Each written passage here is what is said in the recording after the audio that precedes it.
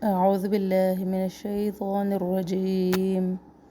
بسم الله الرحمن الرحيم. الذين ينقضون عهد الله من بعد ميثاقه ويقطعون ما أمر الله به أن يوصل ويفسدون في الأرض أولئك هم الخاسرون. كيف تكفرون بالله وكنتم أمواتا فأحياكم ثم يميتكم ثم يحييكم ثم إليه ترجعون. السلام علیکم ورحمۃ اللہ وبرکاتہ.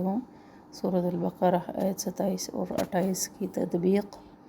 الذین، حمزہ وصلی سے ہم شروع کریں گے. الذین، ذی ذال کو نرم پڑھنا ہے، ذی یا مدہ، نون کا زبر لمبا نہ کرے. ینقضون، نون ساکن پر ہم آواز کو چھپائیں گے، ناک میں لے کے جائیں گے اور یہ آواز موٹی ہوگی، قوف کی وجہ سے موٹا اخفا کریں گے. غو و مدہ، نون زبر لمبا نہ کرے. عہد اللہ، عین اور ہا وضاحت کرے دونوں کی. عہد اللہ، اس پہ جلالہ کو ہم بور پڑھیں گے. من بعدی، نون ساکن کے اوپر میم ہے چھوٹا سا، کیونکہ نون ساکن تنوین کے بعد جب حرف با آ جائے تو یہاں پر نون کی آواز میم میں بدل کر ہم انقلاب کرتے ہیں اور یہاں پر ایک الف کے برابر ٹھہرتے ہیں. بعدی، میثاقہ، تھا کو نرم پڑھنا ہے. وَيَقْطَعُونَ، قاف کے اوپر کلکلہ، واو مدہ. ما امر اللہ، مد ہے یہاں پر، اس کو ہم نے 3 الف کے برابر لمبا کرنا ہے. اس میں جالہ کو پر پڑھیں گے. بھی، مد، اس کو بھی 3 الف کے برابر لمبا کریں. این یوصل، این، دونوں آوازوں کو ملانا ہے، نون ساکن کی آواز کو ظاہر نہیں کرنا. این یوصل، یو و مدہ. وَيُفْسِدُونَ فِي الْأَرْضِ اولئک، اولئک پڑھنا ہے، اولئک نہیں پڑھنا، واو اس میں ہم نہیں پڑھتے. اولئک درمیان میں مد ہے، اس کو 3 الف، 2 الف اور 1 الف کے برابر لمبا کرتے ہیں. تینوں طریقے ٹھیک ہیں. ہم الخاسرون، ہم لام ساکن ہلے نہیں. خاسرون. کیف، یا لین ہے یہاں پر، فا کا زبر لمبا نہ کرے. تکفرون، کاف میں سانس جاری رہتی ہے، سختی بھی نہ ہو اور قلقلہ بھی نہ کرے، ہلائے بھی نہیں کاف کو. تکفرون، رو و مدہ. باللہ، اس پر جالہ کو باریک پڑھنا ہے کیونکہ لام سے پہلے با کے نیچے زیر ہے. باللہ. وکنتم، نون پر اخفا، اور یہ اخفا آواز جو ہوگی اخفا کی چھپائیں گے ناک میں، یہ باریک ہوگی. امواتا، ام میم ساکن ہل نہیں، تن اخفا کریں گے یہاں پر. فاحیاکم، ح وسط حلق سے نکلے. فاحیاکم. ثم، میم مشدد پر ہم غنہ کریں گے. یمیتکم. ثم یحییکم. ثم الیہ، لی یا لین ہے، ترجعون، عو و مدہ اور آخر میں مد عارض سکون. تقبل اللہ منا ومنکم. نحمده ونصلی علی رسولہ الکریم، اما بعد، فاعوذ باللہ من الشیطان الرجیم، بسم اللہ الرحمن الرحیم. آج ہم سورہ البقرہ کی آیت نمبر 27 اور 28 کا لفظی ترجمہ اور روٹ ورڈز کو دیکھتے ہیں. اعوذ باللہ من الشیطان الرجیم. الذین، وہ لوگ، ینقضون جو توڑ ڈالتے ہیں، अहदल्लाहि अल्लाह के वादे को मिम बादी इस के बाद मीसाकिही बांधने के उसको व यक़ताऊना और वो काट डालते हैं माँ जो अमर अल्लाह हुक्म दिया अल्लाह ने बिही साथ उसको ऐ ये कि यूसला जोड़ा जाए व युफ़सिदूना और वो फसाद करते हैं फिल अर्द ज़मीन में। उलाइका यही वो लोग हैं हुमुल खासिरून जो नुकसान उठाने वाले हैं। पहले बा मुहावरा तर्जमा कर देती हूँ और फिर रूट वर्ड्स पे चलते हैं। और अल्लाज़ीना और वो लोग जो तोड़ डालते हैं अल्लाह का वादा इसके बाद के बांधने के उसको और वो काट डालते हैं जो हुक्म दिया अल्लाह ने साथ उसको ये कि जोड़ा जाए और वो फसाद करते हैं ज़मीन में। यही वो लोग हैं जो नुकसान उठाने वाले हैं। रूट वर्ड्स हैं यनक़ुदूना नून क़ाफ दौद, इसका मतलब होता है वो तोड़ डालते हैं, या नाक़दा होता है तोड़ना, किसी चीज़ का शिराज़ा बखेर देना। फिर है अहदुल्लाहि आइन हा दाल, इसका रूट है अहदा कहते हैं वादे को, अहद को किसी चीज़ की मुसलसल निगहदाश्त और निगरानी करना, यानी वादा करके भूल ना जाना बल्कि उसको लम्हा बलम्हा उसके बारे में आगाह रहना। उसके बाद है मीसाकी ही, मीसाक कहते हैं वाओ सा क़ौफ, इसका रूट है। इसका मीसाक कहते हैं पक्का करने को, किसी चीज़ को मज़बूत बांधने को और बार बार दोहरा कर किसी चीज़ को पक्का करने को। यक़ताऊना क़ौफ तो आइन इसका रूट है, इसका मतलब है वो काट डालते हैं, यानी कता करना या तोड़ देना।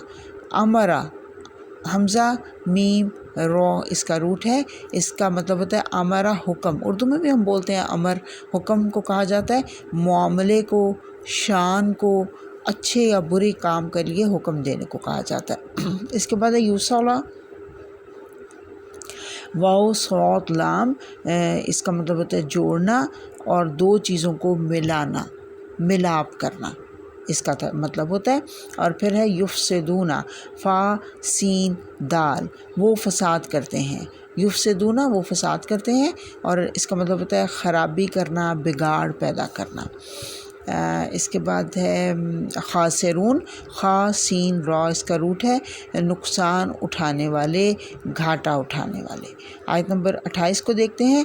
कैफ़ा किस तरह से, तकफुरूना तुम इनकार करते हो, तुम कुफ्र करते हो, बिल्लाही साथ अल्लाह का, वकुंतुम और थे तुम, अमवातन मुर्दा, फ़अहयाकुम फिर ज़िंदा किया तुमको, सुम्मा फिर युमीतुकुम वो मौत देगा तुमको, सुम्मा फिर युहयीकुम वो ज़िंदा करेगा तुमको, सुम्मा फिर इलैही उसी की तरफ तुरजाऊन तुमको लौट कर जाना है। रूट वर्ड्स देखते हैं। अमवातन मीम वाओ तो इसका रूट है, इसका मतलब होता है मुर्दा। कैफ़ा भी एक नया लफ्ज़ है, कैफ़ा सवालिया होता है, ये किस तरह से, जैसे हम सवाल करते हैं ना किस तरह से, तो उसको कहा जाता है कैफ़ा। और इसके बाद हमने अम्बातन का रूट देख लिया। उसके बाद है फ़अहयाकुम, इसका रूट होता है हा या हय्यी ज़िंदा करना, फ़ा पस अहया ज़िंदा किया, कुम तुमको पस उसने ज़िंदा किया तुमको। इसके बाद है युमीतुकुम, वही अम्बातन वाला रूट है इसका, मीम बोता। और फिर उसके बाद तुरजाऊन, रा जीम आइन, इसका मतलब होता है रजू करना, तुरजाऊन तुम रजू करोगे, तुम पलट कर आओगे। राजा असल में होता है लफ्ज़ रा जीम आइन, पलटना या लौट कर आना। इसमें दो लफ्ज़ हैं, सुम्मा नए लफ्ज़ हैं। सुम्मा का मतलब होता है फिर, इस आयत में 3 दफ़ा आए ये लफ्ज़। फिर उसके बाद है इलैही, इलैही जो है ये इला यानी तरफ, और ही उसके, इसका मजमुआ है 2 अल्फाज का, इलैही उसकी तरफ। वाखिर दावाना अनिल हम्दुलिल्लाहि रब्बिल आलमीन। नहमदुहु व नुसल्ली अला रसूलिहिल करीम अम्मा बाद फ़अऊज़ु बिल्लाहि मिनश्शैतानिर्रजीम बिस्मिल्लाहिर्रहमानिर्रहीम रब्बि इश्रह ली सदरी व यस्सिर ली अमरी वहलुल उक़दतम मिन लिसानी यफ़क़हू क़ौली वजअल ली वज़ीरम मिन अहली अल्लाहुम्मा फ़क़्क़िहना फ़िद्दीन रब्बि ज़िदनी इल्मा। आज हम इंशाअल्लाह सूरह अल-बक़रा की आयत नंबर 27 और 28 को समझने की कोशिश करेंगे। आयत नंबर 27 शुरू होती है, अल्लाह फरमा रहा है अल्लज़ीना, वो लोग यनक़ुदून अहदल्लाहि, जो तोड़ते हैं अल्लाह के वादे को, मिन बअदि मीसाक़िही, उसको उसकी उस सवारी के बाद, उसको मज़बूत बांधने के बाद। पक्का बांधने को कहा जाता है मीसाक। और अल्लाह फरमा रहा है वो लोग जो तोड़ डालते हैं। किसकी बात हो रही है? आयत नंबर 26 के आखिर में हमने पढ़ा था, अल्लाह ने बताया था कि हुमुल फासिकून, नहीं सॉरी, वमा युदिल्लु बिही इल्लल फासिकीन, और नहीं अल्लाह गुमराह करता सिवाय फासिकों के। तो एक इसका मतलब ये किया गया कि ये फासिकों की निशानी बताई जा रही है। फिस्क कहते हैं जो फिस्क का मतलब होता है, पहले मेरा ख्याल में बात हो चुकी है कि जैसे कली फट के बाहर निकल आती है अपनी बाउंड्री से, अपनी लिमिट से, जब फ़ा के लफ्ज़ से फ़ा से कोई लफ्ज़ शुरू होता है ना, तो उसके अंदर फटने का मफ़हूम पाया जाता है। जैसे फ़ा से फ़साद है, जैसे बिल्कुल ऐसे इसी तरह से। तो फ़साद दरअसल फिस्क जो है वो फ़साद भी इसी तरह से है कि इंसान अपनी लिमिट्स को क्रॉस करता है और इर्द गिर्द के इलाके में फ़साद बर्पा करता है। और फिस्क का मतलब भी फटना होता है, जैसा मैंने बताया कि कली फट के बाहर निकल आती है अपने बाउंड्री से और फूल बन जाती है, लेकिन वो जो फटने का मफ़हूम है उसको दरअसल फिस्क कहा जाता है। तो फासिक की बुरी खसलतों का ज़िक्र किया जा रहा है कि वो लोग जो अल्लाह से किए गए पुख्ता वादे को तोड़ देते हैं और ज़मीन में फ़साद करते हैं, यही नुकसान उठाने वाले हैं।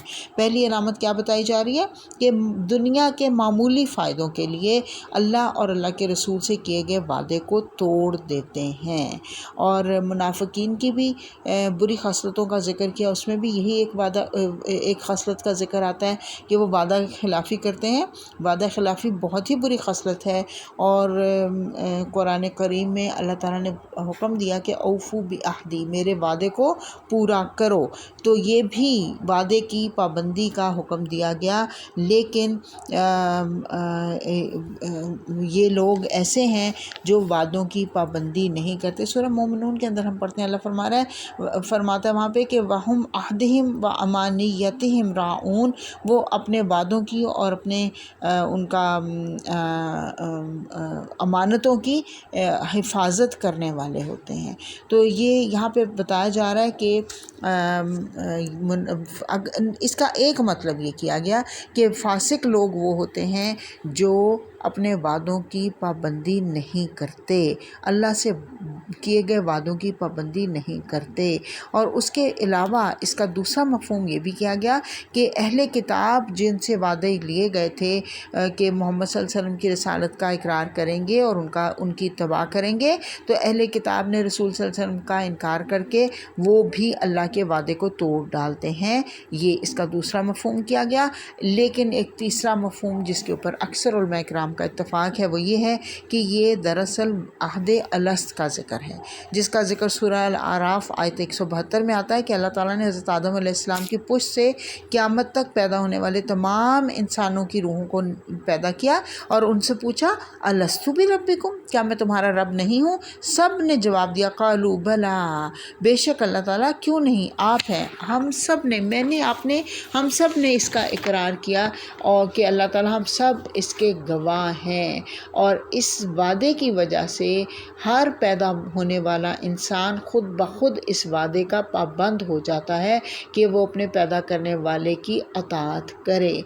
और हम में से अक्सर लोग कहते हैं कि हमें तो पता ही नहीं कि ये हमसे वादा किया गया, ये हमारी सरिश्त के अंदर डाल दिया गया, हमारी रूह के अंदर ये वादा डाल दिया गया। इसकी वजह से बहुत दफ़ा हम देखते हैं कि कुफ़ार जो हैं वो इस्लाम कबूल कर लेते हैं, वो इस वादे की वजह से, क्योंकि ये अंदर इंसान के शऊर के अंदर लाशऊर के अंदर تحت شعور کے اندر یہ وعدہ موجود ہے۔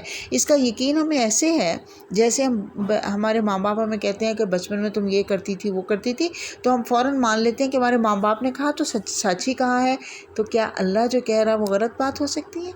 اللہ نے بتا دیا کہ میں نے تم سے وعدہ لیا، اور ہم سب نے اس وعدے کو اللہ سے کیا ہے۔ ہم اللہ کو یہ وعدہ دے کے آئے ہیں کہ اللہ ہم صرف آپ ہی کو اپنا رب مانتے ہیں اور آپ کی اطاعت کریں گے۔ پھر اس کے بعد دوسرا وعدہ جو لیا گیا، ہر انسان سے لیا جاتا ہے جب وہ دنیا میں آ کر کلمہ پڑھتا ہے، اللہ کی وحدانیت ڈکلیئر کر دیتا ہے، اور پھر اس کی جو اطاعت ہے وہ ہم سب پر فرض ہو جاتی ہے جب ہم لا الہ الا اللہ پڑھ لیتے ہیں، تو پھر اللہ کی اطاعت ہم سب پر فرض ہو جاتی ہے۔ اور لا الہ الا اللہ پڑھنے سے دو طرح کے حقوق ہم سب کے اوپر، دو طرح کے فرائض ہم سب کے اوپر واجب ہو جاتے ہیں۔ کون سے فرائض ہیں یہ؟ ایک اللہ کے حقوق کا فرض ہے اور ایک لوگوں کے حقوق کا فرض ہے، یہ ہم سب کے اوپر فرض ہیں۔ وہ لوگ جو حقوق العباد پورے نہ کریں وہ پھر زمین میں فساد برپا کرنے کا باعث بنتے ہیں، اور یہی لوگ ہوتے ہیں جو کہ نقصان اٹھانے والے ہیں۔ ساتھ ہی آگے بتایا گیا کہ یقطعون ما امر اللہ، جو اللہ نے حکم دیا ہے اس کو کاٹتے ہیں۔ کس چیز کا حکم دیا اللہ نے؟ کہ جو اللہ سے وعدہ کیا اس کو پورا کریں گے، اور جو لوگوں سے وعدے کرتے ہیں، لوگوں سے رشتوں میں جڑ کے ہمارا ایک وعدے ہوتے ہیں ان سے، تو معاملات جو لوگوں کے ساتھ ہم نے نبھانے ہیں ان کو ہم نے پورا کرنے کی کوشش کرنی ہے، اور جو ان کو توڑتے ہیں دراصل وہی لوگ ہوتے ہیں جو زمین میں فساد برپا کرتے ہیں، اور یہی لوگ خسارہ پانے والے بھی ہیں۔ اچھا، اس سے ایک اور وعدہ بھی مراد لیا گیا۔ اس آیت میں جو وعدے کا حکم دیا گیا، وعدے کا ذکر کیا گیا، یہ ہر رسول اپنی قوم سے جو کرتا رہا کہ وہ صرف ایک اللہ کو خالق اور مالک مان کر اس کی اطاعت کریں گے، تو کلمہ پڑھ کر اللہ اور اس کے رسول کی اطاعت کا اقرار بھی دراصل ایک وعدہ ہے، اور جو لوگ اللہ کی یا رسول کی نافرمانی کرتے ہیں وہ اس وعدے کو توڑتے ہیں۔ اور پھر اس کے علاوہ یہ بھی وعدہ ہے ہمارا کہ ہم مسلمان ہیں تو پھر ہم نے کیا کرنا ہے؟ قرآن کو پڑھنا ہے، قرآن کو سمجھنا ہے، احادیث مبارکہ کو سمجھنا ہے، سنتوں پر عمل کرنے کی کوشش کرنی ہے۔ یہ قرآن اور حدیث کا پڑھنا سیکھنا میرے اور آپ پر فرض ہے، یہ فرض عین ہے، یہ لازم ہے، اس کے بارے میں ہم سے جواب دہی ہونی ہے۔ اور جو لوگ اس وعدے کو توڑیں گے، اللہ فرما رہا ہے پھر وہ وہی لوگ ہوں گے جو کہ دنیا میں فساد برپا کرتے ہیں، زمین میں فساد برپا کرتے ہیں، اور یہی لوگ دراصل نقصان اٹھانے والے ہیں۔ اب یہ یہاں پہ جو آیت کا اگلا حصہ ہے نا، اس میں فاسقوں کی دوسری نشانی بتائی گئی ہے۔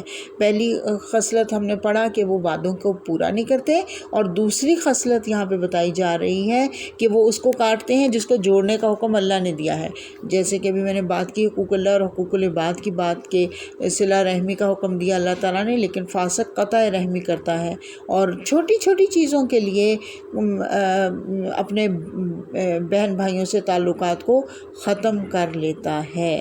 اور جبکہ حضرت ابو ہریرہ فرماتے ہیں، مروی ہیں، حدیث مبارکہ ہے کہ آپ صلی اللہ علیہ وسلم نے فرمایا جب اللہ سبحانہ وتعالیٰ نے ساری مخلوق تخلیق فرما دی تو رحم کھڑا ہو گیا اور اللہ سے کہنے لگا کہ میں اس بات سے تیری پناہ چاہتا ہوں کہ لوگ مجھے کاٹ دیں گے، یعنی قرابت کا خیال نہیں رکھیں گے۔ اللہ تعالیٰ نے فرمایا کیا یہ تیرے لیے کافی نہیں کہ جو تجھے جوڑے گا میں بھی اسے جوڑوں گا، اور جو تجھے قطع کرے گا میں بھی اسے قطع کروں گا۔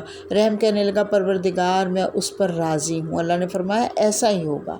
تو یاد رکھیے کہ دوست تو ہم اپنی مرضی سے بناتے ہیں، لیکن رشتہ دار اللہ ہمیں دیتا ہے، لہٰذا ان کو توڑنا فسق اور نافرمانی ہے، کیونکہ جو فاسق ہے وہ اللہ کے حکموں کو کاٹتا ہے، اپنی لمٹس کو کراس کر دیتا ہے۔ تو یہاں پہ دراصل فاسقوں کی ہی دو بری عادتوں کا ذکر ہے، اللہ تعالیٰ کے عہد کو توڑنا اور شرک کرنا، اور لوگوں کے حقوق کو توڑنا، لوگوں کے حقوق کو پامال کرنا۔ تو اللہ تعالیٰ ہمیں فسق کی ان بری صفات سے محفوظ رکھے۔ آیت نمبر 28 ہے، کیف تکفرون باللہ، کس طرح سے تم انکار کر سکتے ہو اللہ کا، کس طرح سے تم کفر کرتے ہو اللہ کا، وکنتم، اور تھے تم کم امواتن مردہ فاحیاکم، پھر اس نے زندہ کیا تم کو، اس نے زندگی دی تم کو۔ اللہ فرما رہا ہے کہ تم کیسے اللہ کا انکار کرتے ہو۔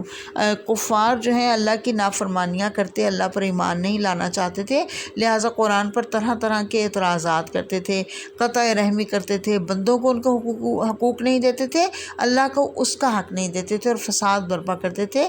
اس آیت میں ان کے ضمیر کو جھنجھوڑا جا رہا ہے، انہیں غفلت کی نیند سے جگایا جا رہا ہے، ان پر کیے گئے انعامات کا ذکر کیا جا رہا ہے، اور اللہ فرما رہا ہے کہ دراصل جو یہ ایمان نہیں لا رہے تھے اس کی اصل وجہ عقیدہ آخرت کی خرابی تھی، ان کے اندر آخرت کا عقیدہ درست نہیں تھا۔ تو یہاں پہ اسی بات کی طرف ان کو روشناس کرایا جا رہا ہے کہ آخرت کے دن کی جواب دہی کی فکر کرو۔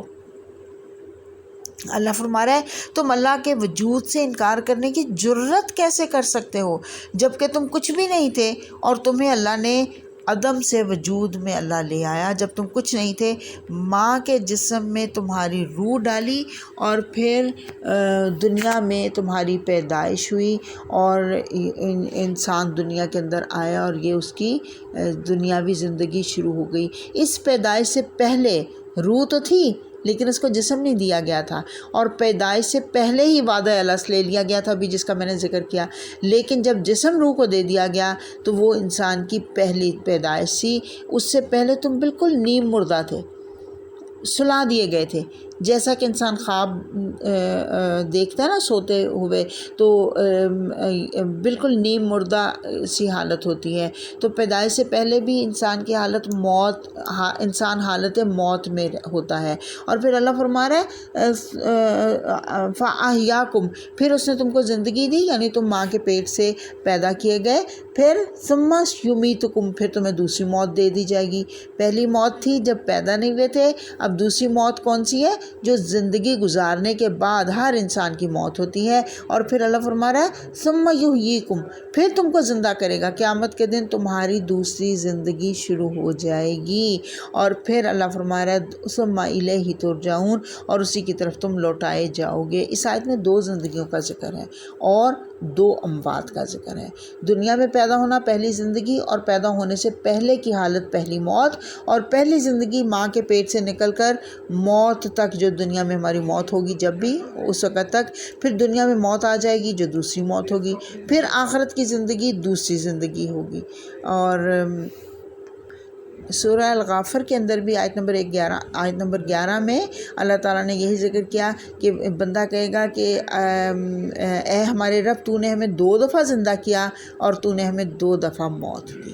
تو دنیا کی پہلی پیدائش سے پہلے اور موت کے بعد قبر کی زندگی میں کچھ نہ کچھ رمق اور اثرات موجود ہوتے ہیں، لیکن غالب اثرات جو ہوتے ہیں وہ موت کے ہوتے ہیں، اسی لیے اسے موت قرار دیا گیا، یعنی پہلی موت کے وقت وعدہ الست دیا گیا تھا۔ یہ اب میں نے جیسے ابھی ذکر کیا وہ ہمیں یاد نہیں ہے، لیکن ہمارے تحت الشعور میں موجود ہے، اور اسی کی وجہ سے، اسی موجودگی کی وجہ سے جو کفار ایمان لاتے ہیں وہ یہی وجہ ہوتی ہے کہ ان کے اندر اللہ کی وحدانیت کا پیغام موجود ہے، اس لیے وہ اللہ کو جو اپنے اندر اپنے سیلف کو ڈیولپ کر لیتا ہے اس کو پھر یہ روشنی نظر آ جاتی ہے اور وہ اسلام قبول کر لیتا ہے۔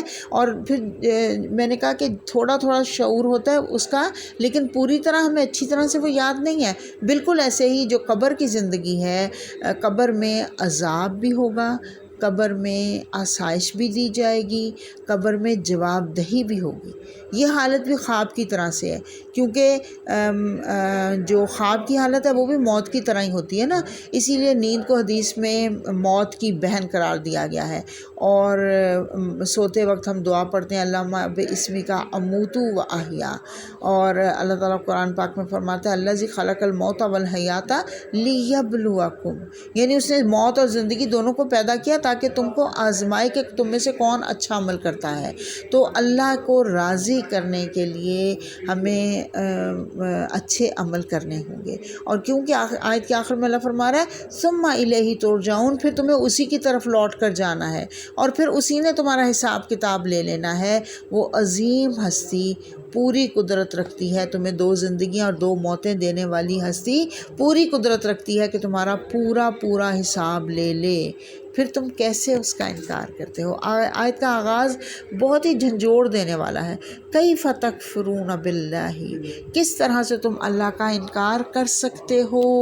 تمہاری اوقات کیا ہے؟ وہ جس نے تمہیں یہ ساری نعمتیں دی، اور سب سے بڑی نعمت کا یہاں پہ ذکر کیا جا رہا ہے زندگی. کیوں یہ بڑی نعمت ہے؟ کیونکہ اس زندگی سے ہم نے محنت کر کے اپنے لیے آخرت کمانی ہے. تھوڑا سا وقت ہے، اس کو اچھا سا گزار لیں تاکہ ہماری آخرت بہترین ہو جائے. اللہ کرے ہم سب کو اللہ تعالیٰ آخرت بہترین آخرت سے ہمکنار کرے، اور ہم سب کا بغیر حساب کتاب کے اللہ تعالیٰ ہم سب کے ساتھ معاملہ کرے. آخر دعوانا ان الحمد للہ رب العالمین. اللہم آنس واشتی فی قبری، اللہم ارحمنا بالقرآن العظیم وجعلہ لی اماما ونورا وہدی ورحمہ. اللہم ذکرنا منہ ما نسیت وعلمنا منہ ما جہلت وارزقنا تلاوتہ آناء اللیل وآناء النہار وجعلہ لی حجۃ یا رب العالمین. سبحانک اللہم وبحمدک، نشہد ان لا الہ الا انت، نستغفرک ونتوب الیک.